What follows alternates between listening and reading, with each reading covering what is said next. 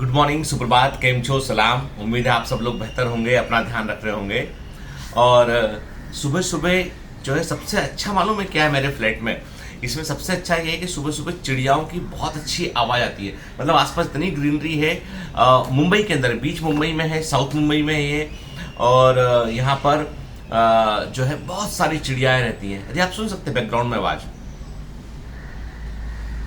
चिड़ियाओं की आवाज आती है बकायदा, ऐसा लगता है गाना गा रही चिड़िया है। मतलब अभी हाल ही में मैं भोपाल गया था, तो भोपाल में मैंने ना अपने लिए, क्योंकि मैंने सोचा ये, आपको बता रहा हूँ, मैं शेयर कर रहा हूँ आपसे, मैंने सोचा ये है कि 1-2 साल के बाद मैं, चूंकि बहुत बड़ा सा हमारा जो गुरुकुल का काम चल रहा है, बायोमेंटस कमांड सेंटर का काम चल रहा है, अब वो सब चीज़ों को मैनेज करने के लिए ना कोई व्यक्ति, रिस्पॉन्सिबल व्यक्ति भोपाल के अंदर होना चाहिए। तो मैंने सोचा है कि चलो ठीक है, अब मेरे बच्चे जो बड़ा वाला बेटा जो है वो 10th में पहुंच जाएगा, वो अभी वो नहीं 9th में पहुंच जाएगा अगले साल वो। तो मैंने सोचा है कि मैं फिर जो है 1-2 साल के बाद में शायद से मैं भोपाल में, मतलब मेरा ऑफिस मुंबई के अंदर रहेगा, मेरा ऑफिस जो है वो बायोमेंटस का, चूंकि टेक्निकल टीम और एक बड़ा जो है मतलब स्टाफ मुंबई के अंदर है, तो मैं मुंबई के अंदर मेरा ऑफिस रहेगा, हेड ऑफिस अपना, लेकिन मैं खुद जो है वो भोपाल शिफ्ट होने का सोच रहा हूँ। तो अभी मैंने वहाँ भोपाल जब गया था तो मैंने कुछ जगह देखी, मैंने कि फिर हमको घर तो चाहिए पड़ेगा कहीं पर, तो मुझे एक प्लॉट पसंद आया। वो छोटा सा प्लॉट है ना, उस प्लॉट में जो है वो कि आसपास जो है ना एकदम ग्रीनरी है और इसी चिड़ियाओं की आवाज़ आती है। तो बिल्कुल इसे मुंबई में सबसे अच्छा मुझे यही लगता है, ये चिड़ियाओं की जो आवाज़ आती है ना आसपास, वो सबसे अच्छा लगता है मेरे को। खैर, ये तो पर्सनल बात हो गई। हाँ, एक इंपॉर्टेंट अनाउंसमेंट मुझे और करना है आपसे, वो ये है कि 16 अप्रैल को, 16 अप्रैल को फेलिसिटेशन सेरेमनी है भोपाल के अंदर के। 16 अप्रैल को फेलिसिटेशन सेरेमनी है भोपाल के अंदर। तो बहुत सारे सिलेक्टेड बच्चे जो है उनको जो है जो ग्रुप के अंदर प्रेजेंट है, क्योंकि एमबीबीएस वाला ग्रुप जो है उसमें जो है वो बच्चे जो वॉलंटरी आते जुड़ गए, उनको हमने वहाँ पे ऐड किया है। सिलेक्ट तो बहुत बच्चे हो गए, लेकिन कई बच्चे ऐसे हैं जो बायोमेंटस से पढ़े, सिलेक्ट हुए, इन्फॉर्म किए, मेल किए, उसके बाद वो हमारे संपर्क में आ नहीं पाए। ठीक है ना। मतलब देखो, सिलेक्ट होता है, कमांडो आईडी होता है, ईमेल आईडी होता है, फोन नंबर होता है, बच्चों से पूछते, बच्चे बताते हैं, तो वो सब चीजें। एक होता है क्लोज ग्रुप, तो क्लोज ग्रुप में जितने बच्चे थे उनको तो हमने इन्फॉर्म कर दिया है, परंतु जो बच्चे यदि मान लीजिए उस ग्रुप में नहीं है तो प्लीज इन्फॉर्म कीजिए हमें, तो हम आपको उस ग्रुप के अंदर ऐड कर लेते हैं। ठीक है। 16 अप्रैल को आपका फेलिसिटेशन सेरेमनी है भोपाल के अंदर। ठीक है।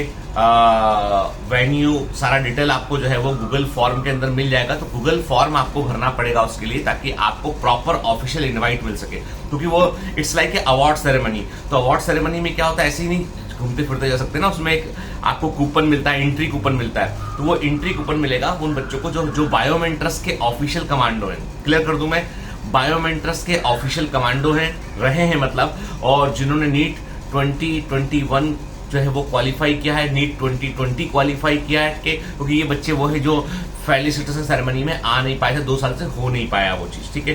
तो आप लोगों के लिए जो है, तो देखते हैं जितने भी लोग, भोपाल थोड़ा सा बीचों बीच है इंडिया के, ट्रेन कनेक्टिविटी बेहतर है, एयरपोर्ट जो है वो राजा भोज एयरपोर्ट है यहाँ पे, तो मतलब ये एक और जो वेन्यू है वो भी सेंट्रल ऑफ द सिटी में है, तो कोई इशू होना नहीं चाहिए एक्चुअली। आप आएंगे, सिलेक्टेड बच्चे बायोमेंटस के ऑफिशियल कमांड आप आएंगे, गले लगाऊंगा आपसे, मिलूंगा आपसे, मुझे बहुत खुशी होगी कि परिवार में से मिलते हैं, जब मिलते ना लोग की फैमिली से दूर होते हैं, कोई जब मिलते हैं बहुत दिनों के बाद, तो जो से वो खुशी होती है वो मुझे महसूस होगी। तो बायोमेंटस के ऑफिशियल कमांडो जो नीट में सिलेक्ट हो चुके हैं, एमबीबीएस कर रहे हैं, कॉलेज उन्हें एलोकेट हो चुका है, वो बच्चे जो है उसके लिए एलिजिबल हैं। तो आपको अपनी डिटेल्स गूगल फॉर्म में भरने पड़ेंगे, और ये जो गूगल फॉर्म है ये डिस्क्रिप्शन के अंदर दे रखा है। डिस्क्रिप्शन नीचे देखिएगा, खोल के डिस्क्रिप्शन, वहां पे हमने गूगल फॉर्म को वहां पर हमने मेंशन किया हुआ है। ठीक है बेटा। ये तो बात हो गई एक अनाउंसमेंट की। इसका प्रॉपर वीडियो बना के भी मैं डाल दूंगा अलग से। अभी मैं मॉर्निंग मोटिवेशन मुझे याद आ गया तो मैंने कहा आपको बतला दूंगा। दूसरी बात, मैं एक चीज मैंने गौर किया, अभी मैं थोड़ा सा आपसे आज बात करूंगा, कहानी भी सुनाऊंगा, पर बात करूंगा कि मैंने एक चीज गौर की कि मैंने अपने दोनों बेटे मेरे स्कूल पढ़ने जाने लगे हैं, और दोनों बेटों में मैंने एक फर्क देखा मैंने। ठीक है।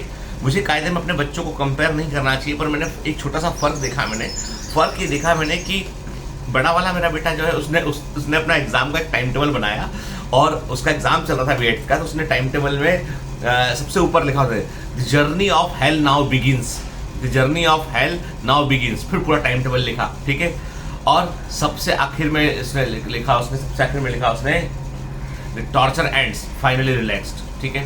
सबसे आखिर में लिखा उसने, इसने वर्ड यूज किया, उसमें एक चीज से लिखा फ्रीडम, लास्ट से फ्रीडम, मतलब जब तक एग्जाम चलता रहा तो उसने लिखा journey of hell begins, exam के पहले वो खत्म हो गया तो उसने लिखा लास्ट में फ्रीडम, बड़े बेटे ने। ठीक है, छोटा वाला बेटा जो है वो स्कूल गया, और जो है स्कूल में जब वो स्कूल गया तो वहाँ से सीख के आया, आने के बाद पूछता है कि, बोलता है कि जो है पता है पापा स्कूल की एक अच्छी बात क्या है? तो मैंने कहा क्या अच्छी बात है स्कूल की? बोला स्कूल में है ना हमको लर्न करने मिलता है। तो मैंने कहा उसमें क्या, किताब में भी तो लिखा है बेटा वो सब है ना? उसने कहा नहीं नहीं, जब किताब में जो लिखा होता है ना उसको हम पढ़ते हैं, किताब में जो लिखा होता है उसको हम पढ़ते हैं, जब टीचर हमको एग्जाम्पल देके कुछ बताती है तो हम कुछ चीज़ों को सीखते हैं, और ऐसा लगता है जैसे कि मैं ना कोई पीप होल में से बाहर झांक के दुनिया को देख रहा हूँ। ये छोटा वाला बोला, मैं बड़ा आश्चर्य में था कि देखो आदमी, बच्चा जो है 7-8 साल का बच्चा इतना गहरा विजन रखता है कि मेरे को टीचर जब बोलती है मिलता है कि मेरे को तो पता नहीं है, क्योंकि मैं तो घर में रहता था 2 साल से, है ना, और आप व्यस्त रहते हो, तो मेरे को तो टीचर बताती है कि दुनिया ऐसी है, ऐसा होता है, वैसा होता था, तो मुझे बहुत अच्छा लगता है स्कूल जाना ना। तो मैंने सोचा कि देखो, फिर मैंने कहा तेरा एग्जाम के बारे में क्या व्यू पॉइंट है? तो बोलता है कि एग्जाम तो पापा जो अपन लर्न करते हैं ना, तो उसमें से कितना हमको याद है वो चेक करते हैं। ठीक है, क्योंकि हमें यदि आगे की क्लास में पढ़ना पड़ेगा तो पिछला वाला लर्न तो होना चाहिए ना हमको। तो मैंने कहा यार व्यू पॉइंट का फर्क है सारा खेल। ये नहीं बोलता कि मेरा बड़ा बेटा ने ठीक नहीं किया, उसका अपना माइंडसेट है, उसकी अपनी सोच है उसके बारे में, और वो पढ़ने में बहुत अच्छा है कि he is very good in physics, chemistry and biology, है ना, और वो नीट के लिए भी बोल रहा है ना। और मैं उसको बोला भाई देखो, हाँ नीट के लिए तुम जाओगे तो हमारे कमांडो से तुम्हें कॉम्पीट करना पड़ेगा आने वाले कुछ सालों के बाद, है ना, और तुमको फिर अच्छा भी करके दिखाना पड़ेगा, समझ गए ना? ठीक है, कोई एक्स्ट्रा एडवांटेज तुमको नहीं मिलेगा, जो इनको एडवांटेज है वही तुमको एडवांटेज है। ठीक है, बस तीसरी बात है कि हम लोग साथ बैठ के खाना खा सकते हैं है ना। तो चलिए, आज की कहानी ये है कि अब मैं आपको बता रहा हूँ, ये जो मैंने स्कूल की बात की, गुरु शिष्य की बात की, तो आज की कहानी ये है कि ये जैन स्टोरी, ज़ेन मतलब जैन समाज की बात नहीं कर रहा मैं, जैन मतलब जापानीज स्टोरी की बात कर रहा हूँ। तो एक आश्रम था, ठीक है, उनके भी आश्रम जैसे होते हैं, उसमें एक बड़े पहुंचे हुए गुरु रहा करते थे। तो उन गुरु के पास एक बड़ा अमीर और बड़ा प्रसिद्ध व्यक्ति उनके पास गया और जाके बोला कि मैं आपका शिष्य बनना चाहता हूँ। तो उन्होंने कहा कि ठीक है, पर तुम क्यों बनना चाहते हो? उसने कहा मैंने सांसारिक पूरे सब कुछ देख लिया, मैंने पैसा देख लिया, मैंने शोहरत देख लिया, सब देख लिया, अब मैं साधु बनना चाहता हूँ। ठीक है, मैं चाहता हूँ कि मैं साधु बनूँ मैं, और जो है मैं आपके ऐसा बनना चाहता हूँ। तो उसने, जो गुरु थे, उन्होंने पूछा अच्छा सच सच बताना, तुम मेरे जैसा दिखना चाहते हो, तुम साधु दिखना चाहते हो कि साधु बनना चाहते हो? तो उसने कहा कैसी बात करते हैं आप, जब मैं बनने आया हूँ, सब कुछ छोड़ छाड़ के आया हूँ, तो मैं बनना चाहता हूँ, दिखने से क्या फर्क पड़ता है दिखने। उन्होंने कहा ठीक है चलो, हाथ पकड़ा, उसको लेके गए एक जगह पे, एक कमरा था जिसमें थोड़ा कम उजाला आया करता था, थोड़ी सी सूरज की किरणें आया करती थी, मतलब अंधियारा समझ लो आप कि लो लाइट वाला कमरा था। उस कमरे में जो है बहुत सारे चावल रखे थे। उन्होंने कहा भाई देखो ऐसा है, तुमको इस कमरे में रहकर चावल कूटना है। पुराने समय की बात है, धान को कूटने के बाद चावल निकलता था, चावल पका करता था, जापान वगैरह में चावल ही खाते हैं लोग के। तो उन्होंने कहा ये धान तुमको कूटना है, और याद रखना एक शर्त है मेरी, तुमको मैं शिष्य के रूप में स्वीकार कर रहा हूँ, पर एक शर्त है मेरी। उन्होंने कहा क्या? शर्त यह है कि तुमको सुबह से लेकर शाम तक इस आश्रम के सारे जो भिक्षु हैं, जो बौद्ध, जो भी अपने सारे के सारे जो भी यहाँ पर साधु हैं, उनके लिए तुमको जो है वो चावल कूटना है, ताकि सबको बराबर खाने मिल सके। तो इसलिए इतना चावल रखा है, रोज कूटना पड़ेगा, ये कर लोगे? उन्होंने कहा कर लूंगा साहब। दूसरी बात, तुम मेरे तक कभी नहीं आओगे, जब भी वक्त पड़ेगा मैं तुम्हारे पास आऊंगा। साधु ने कहा याद रखना, जिस दिन तुम उठ के यहाँ से मेरे पास आ गए, मैं तुम्हें छोड़ दूंगा, और मुझे मालूम है कि मुझे तुमसे कब मिलना है, मैं तुम्हारे पास आऊंगा, तुम मेरे पास मत आना। उन्होंने कहा ठीक है, अब काम शुरू। वो ज्वाइन कर लिया उनको, ठीक है, सुबह से लेकर शाम तक चावल कूटता रहता, ठीक है, शुरू। और ऐसा करते करते पता है 12 साल बीत गया। कितना बीत गया? 12 साल बीत गया। 12 साल में वो गुरु दोबारा आए ही नहीं, वो कमरे में चावल कूटता रहा बैठ के, ठीक है। और शुरू में से लगता था कि 1 महीना हो गया है, अब गुरुजी आएंगे मुझसे मिलने के लिए। 2 महीना हो गया है, सोचा करता था कि यार कैसी लाइफ है, तो सुबह उठ के जो है वो उठो, चावल कूटना शुरू कर दो, शाम तक चावल कूटो, धीमे धीमे काम कर। लेकिन उसे यकीन था कि गुरु ने बोला है तो कुछ तो बात होगी। साल गुजर गया, 2 साल गुजर गया, 12 साल गुजर गया। 12 साल के दौरान एक बड़ा परिवर्तन ये हुआ कि उस आदमी के दिमाग में विचार आना बंद हो गए। अब गुरु आएंगे तो आएंगे, नहीं आएंगे तो तब की तब देखी जाएगी, कोई फर्क नहीं पड़ता। अपना सुबह उठ के चावल कूटना शुरू, चावल कूटना शुरू, चावल कूटना शुरू, ठीक है, कोई फर्क नहीं पड़ता। 12 साल गुजर गया। 12 साल बाद गुरु ने जो है वो अपने आश्रम में, वो तो अपने चावल कूटता था, उसको कभी निकलने की, उसको कहता कि तुम चावल कूटो अपना, अपनी झोपड़ी में जाके सो जाओ खा पी कर, तुमको गुरु के पास नहीं आना, गुरु ने बोल रखा था। 12 साल बाद गुरु ने अपने बाकी शिष्यों की, इस एक को छोड़कर बाकी शिष्यों को बिठाकर वो गुरु ने प्रवचन दिया। उन्होंने कहा कि देखो ये मेरा आखिरी प्रवचन है, क्योंकि मैं बहुत बूढ़ा हो गया हूँ और मैं अब जो है वो जो है अब मैं यहाँ से प्रस्थान करूंगा जंगल की ओर, और अब मैं जो है वो मतलब अब आपका गुरु मैं नहीं रह पाऊंगा, तो अब आप मेरी जगह पे किसी को यहाँ पर जो है वो इस पूरी की पूरे चीज़ों को संभालना पड़ेगा, तो मेरा उत्तराधिकारी आप मुझे आप में से चुनना पड़ेगा। जो शिष्य थे वो दुखी तो हुए, लेकिन बड़ी बात ये थी कि इतना बड़ा पहुंचा हुआ गुरु, उसकी गद्दी पर बैठना अपने आप में एक गौरव की बात थी। तो सभी लोगों ने पूछा कि सब करना क्या पड़ेगा। उन्होंने कहा कुछ नहीं, यहाँ पे मेरी झोपड़ी के बाहर एक खाली दीवार है, उस दीवार पर जो है वो, मतलब दीवार क्या, एक प्लेट लगी हुई है, उस प्लेट पर तुम्हें जो है वो जो ऐसी बात तुम्हें लिखनी है जो मैंने तुमको आज तक नहीं बतलाई है, पर तुमने धर्म ग्रंथों को पढ़कर या तुमने अपने मन में सोचकर तुमने कुछ ऐसा सोचा है जो तुम्हें लगता है यूनिक है और मुझे पता होना चाहिए और मैं तुमको बता नहीं पाया हूं, ऐसा कुछ हो तो लिख देना। जो लिख देगा मैं सुबह पढ़ूंगा और मुझे लगेगा कि बेहतर है, सही लिखा है, तो वो उत्तराधिकारी बन जाएगा। अब बाकी सभी शिष्य होते हैं, तकरीबन 400 शिष्य होते हैं वहां पे। 400 लोग जो है वो सोचते हैं मन में कि क्या लिखते हैं, ऐसा क्या लिख दे गुरु के बारे में कि गुरु जो है वो इम्प्रेस हो जाए। सब सोचते हैं, कुछ ना कुछ दिमाग में आता है। अब चूंकि उन लोगों ने क्या है, जो पढ़ा होता है वो धर्म शास्त्रों से पढ़ा होता है, जो सीखा होता है गुरु ने सिखाया होता है, अब खुद तो कुछ है ही नहीं है, तो फिर वो क्या करते हैं, जो उनके दिमाग में था उसी को मोड़ तोड़ कर लिख के आते हैं कि फिर वो फिर मिटा देते, नहीं भैया गुरु ने सुबह देखा तो गुस्सा करेंगे।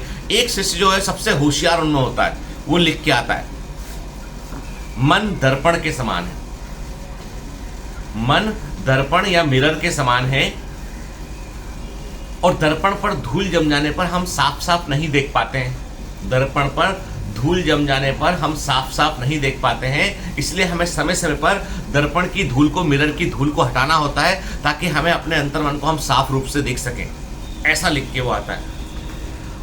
सब बाकी शिष्य बोलते तूने बहुत बढ़िया लिखा भाई, वाह वाह, जबरदस्त, एकदम फैंटास्टिक लिखा तुमने के। तो बाकी लोग कहते हैं कि तू तो बहुत बढ़िया काम किए हो भाई, है ना।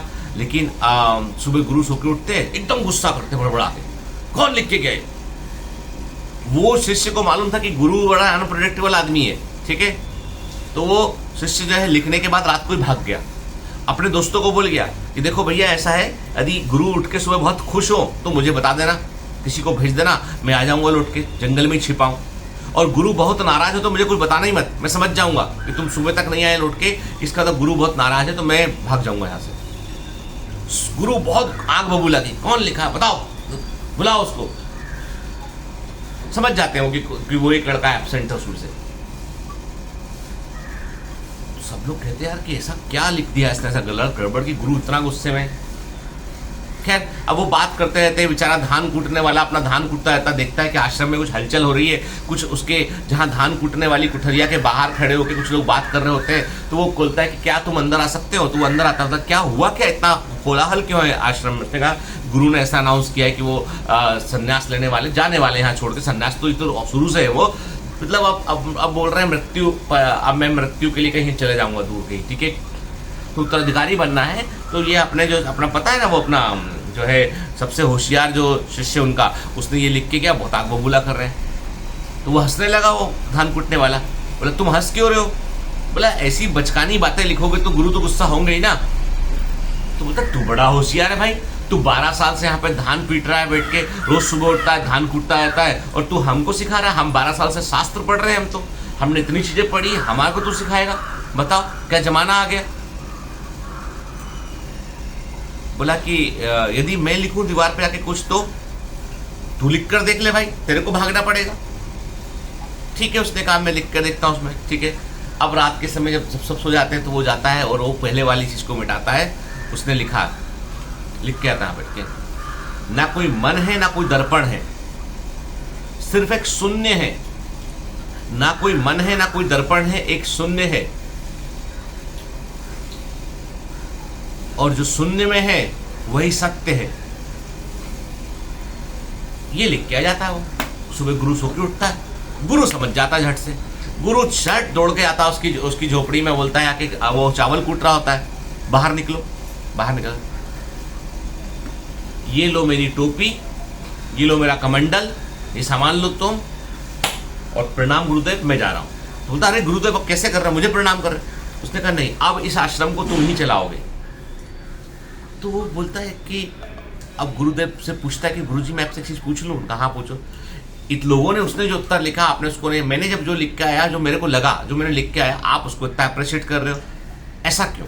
तो बोलता है, वो कहता है कि देखो एक गुरु जो होता है ना, उसकी सबसे बड़ी खास बात ये होती है कि वो चीज़ों को कभी भी जो है जजमेंटल नहीं होता। वो तुमने कहा कि ना मन है ना दर्पण है, सिर्फ एक शून्य है, और शून्य सबसे बड़ा सत्य है। उस शून्य का बड़ा महत्व है। हमको लगता है कि शून्य इंपॉर्टेंट नहीं है, पर आप देखो किसी भी डेटा के आगे शून्य लगा दो, एक अलग महत्व उसका आता है, बढ़ जाता है, मल्टीप्लाई कर जाता है। वो गुरु को वैसी मल्टीप्लायर होना चाहिए। दूसरी बात ये है कि जो तुम्हारे अंदर है वो है कि तुम्हारे अंदर महत्वाकांक्षा नहीं है। तुम जानते हो सत्य क्या है, क्योंकि तुमने 12 साल में तुमने ये सीखा है कि तुम्हारा विचार मन जो है वो अब कोई भी वायस थिंकिंग को लेकर, किसी भी चीज़ को लेकर, वो अब उसके लिए वो शून्य बंद पड़ गया। वो उस पर कोई राय नहीं देता हो। मन पर तुम्हारा पूरा नियंत्रण हो गया, क्योंकि मन अब कुछ बोलता ही नहीं तुमसे। वो समझ चुका है कि यही काम करना है, मन कुछ बोलता ही नहीं तुमसे।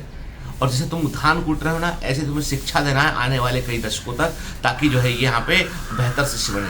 इसलिए तुम आज से इस आश्रम के गुरु बनने वाले हो। सच तो ये है, इस कहानी का कंक्लूजन ये निकलता है कि जब हम किसी चीज़ को करते हैं और बहुत सारा उसके बारे में प्लस सोचते हैं, माइनस सोचते हैं, अच्छा होगा बुरा होगा सोचते हैं, तो हम कहीं ना कहीं लूज कर रहे होते हैं। जब मैंने कहा ना आपसे, जब बच्चे बोलते हैं सर हम डिप्रेस हो रहे हैं एग्जाम की तैयारी के पहले हमको ऐसा लग रहा है, मैं बोलता हूँ मशीन के समान व्यवहार करो।